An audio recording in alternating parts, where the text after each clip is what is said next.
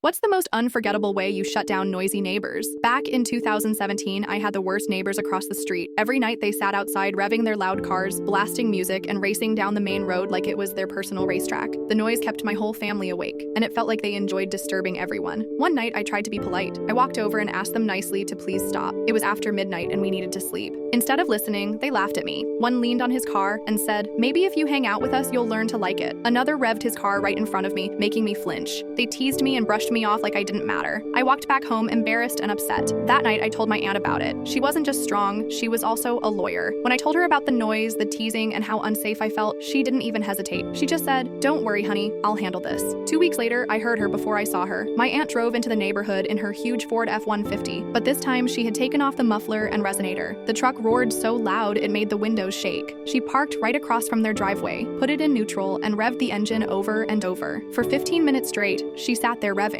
The sound was so deep and powerful, the guys couldn't even sit inside their own house. I was watching from my window and couldn't stop laughing. Finally, they came outside looking annoyed, ready to argue. But then my aunt stepped out of the truck. She was 5 feet 11 inches, wore ripped-off flannel sleeves, cowboy boots, and had full tattoo sleeves on both arms. With her buzzed hair and broad shoulders, she looked like someone you just don't challenge. She didn't yell, she didn't argue, she just stood there. And then she pulled out her phone. In front of them, my aunt calmly called the police. She told them about the street racing, the constant noise, and the late-night trouble. She gave them license plates, names, and everything they needed. Being a lawyer, she knew exactly what to say, and the officers actually listened. Within 20 minutes, police cars pulled into the neighborhood. The guys froze. You could see the panic on their faces as officers walked up. My aunt leaned against her truck, arms crossed, watching as the police questioned them. She didn't even need to raise her voice. She already knew she'd won. That was it. After that night, the street was peaceful. They never revved their cars again. In 2020, they finally moved away. To this day, I still wonder if they ever tell the story of the loud truck and the lawyer who shut them down in one night. This morning, my aunt passed away from cancer. My heart is broken, but I'll never forget what she did for me. She wasn't just my aunt. She was my protector, my storm, and my voice when I felt powerless. Rest in peace, Auntie Tay. You were fearless, and you'll always be my hero.